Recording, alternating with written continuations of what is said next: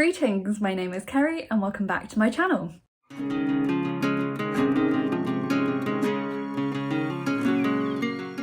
Today I have a double review for you of two anthologies that kind of fit with the theme of seasons and winter. So they're both based around the idea of seasons, they're both speculative fiction. One is a more general theme of seasons across the year and one is more specifically a winter anthology. But because they both kind of centre around this idea of seasons, I thought I'd pair them up for a review and tell you a bit about them. So without further ado, let's get into the reviews. So the first one is called Seasons Between Us. I received a copy of this one from NetGalley in exchange for an honest review. It is edited by Susan Forrest and Lucas K. Law, and the publisher is the Laxa Media Group, and it was published on the 8th of August 2021. This is actually one of the first books I was approved for on NetGalley, and it took me a really long time to actually get around to reading it. I think because when I requested it, the release date was quite far in the future, and then I just didn't plan my time well enough. It's something I'm working on for next year. So anyway, I ended up reading this in the autumn, but I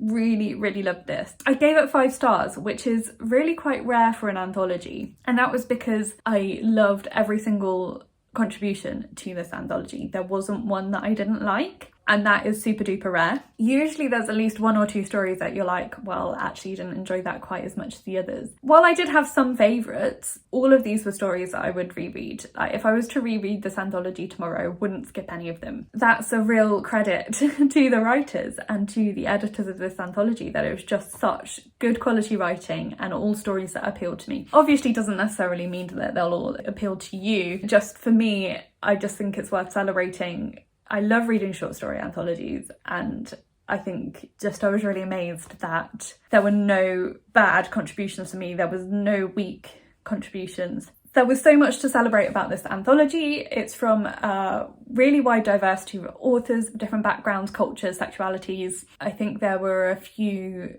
transgender or gender non-conforming authors as well included. I can't remember exactly. Every story had at the end an author's note to my younger self, which I thought was a really lovely touch, and as well as a short bio of the authors. That just added a real personal note, which I thought was really lovely. They were primarily short stories, but there were also a couple of poems included as well, which were really lovely too. They were all really beautifully written, all with quite powerful themes, and a lot of them were really quite moving stories. As I say, I enjoyed every single one of them, and some of them I really loved. So a couple of highlights for me. There was one called Dress of Ash by Y.M. Pang, which was a Cinderella-inspired story, and I thought it was really beautiful and quite heartbreaking actually. That was quite a sad one. There was one called Summer of Our Discontent by Tyler Keville, which was a chilling look at memory, identity and invasion set in the beautiful Welsh countryside, and I thought it was really cleverly put together. And there was one called A Grave Between Them by Karina Summers-Smith, which was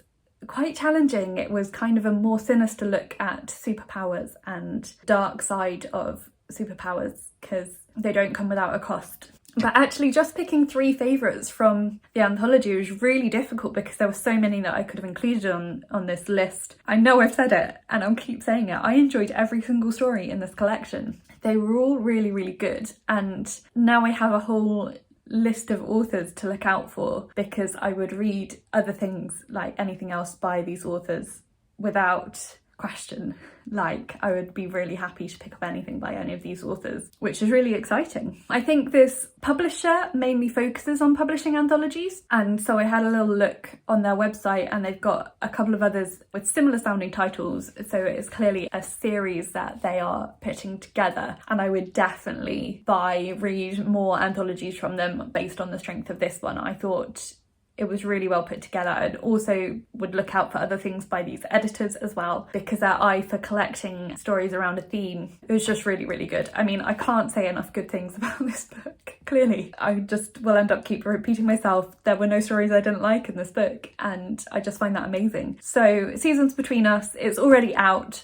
Definitely worth a read if you like speculative fiction. Some of them were sci-fi, some of them were more fantasy focused, some of them had kind of fairy tale themes, but a whole range of speculative fiction from a range of diverse authors. Really worth a read. So go get it. And then the other anthology that I thought I would include put them together. It's a slightly more Christmassy themed one. Well, I say Christmassy themed, it's a winter themed anthology. So it's called Once Upon a Winter. It's edited by H.L. McFarlane. This one I actually received from Story Origin, which is another review website. The publisher is McClanton Publishing, and this one was released on the 23rd of November 2021, so quite recently. It's been released in time for winter. I was going to mention this later, but I'm going to say it now just to get it out of the way. A couple of these stories are kind of Christmas themed, but the majority of them are just winter themed. So don't feel like you have to get it and read it for Christmas, because actually most of the stories will work anytime in the winter. And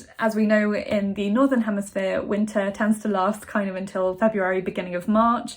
Or if you're in the Southern Hemisphere, it's not winter at all for you right now. So, you know, there's no reason to worry about not having time to read this in time for Christmas, because there was actually, I think, maybe only 2 of the stories out of the collection, if even that. There was one that I definitely remember being about Christmas. I can't remember if there was maybe another one. So it's not a Christmas anthology, it's just a winter anthology. And again, definitely worth picking up and reading. I gave this one 4 stars because there were 1 or 2 stories that I didn't like quite as much in this one, but most of them I really, really enjoyed. Again, a diverse range of authors contributing to this. All these stories were inspired by folklore or fairy tale, and were all focused around this idea of winter. Some were joyful and fanciful, like The First Fall of Snow. Some were chilling and creepy, like A Cold Frost. Some were based on well-known tales such as Thumbelina or The Princess and the Pea, but some were less well-known folk tales or fairy stories from other cultures outside of Western culture, which I really liked. So I was introduced to a couple of folk stories that I hadn't come across before, and I really quite liked that. All of it was speculative fiction. Most of them were kind of quite fantasy based. A couple were more urban fantasy, and then a few drifted into horror, which were the ones I didn't like so much. I'm not a big horror fan. I'll read gothic horror, but anything that's too horror is just not for me. And so that was like the only thing about this anthology, was the couple of stories that drifted a bit more into horror really didn't like. I remember there was one day I'd been reading a lot of really serious stuff, some for uni and some just in general. I was working on a couple of like quite dense non-fiction books, and I thought, I don't have the energy to read my non-fiction or anything too serious tonight. I know I'll pick up Once Upon a Winter and just read a nice cheerful wintry story, and the next one happened to be a horror story, and it just, yeah.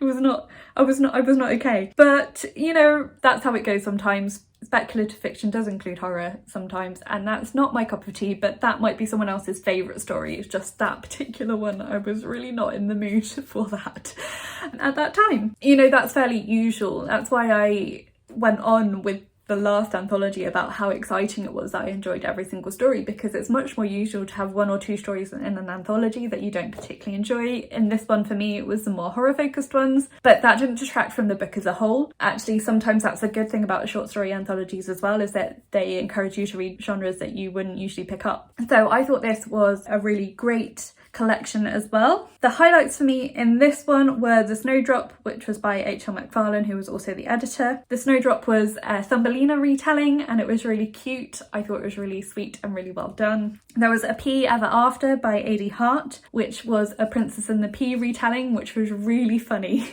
and really quirky, about a fairy godmother who is stepping a little bit out of line and being a bit of a control freak, and it was really, really funny. And then The Biting Cold by Josie Jeffrey, and this was actually the reason I requested this anthology in the first place, because I'm on Josie Jeffrey's mailing list, and if you're familiar with my channel, you know that I've reviewed a few of her urban fantasy vampire books in the past. Her story was called The Biting Cold, I think I just said.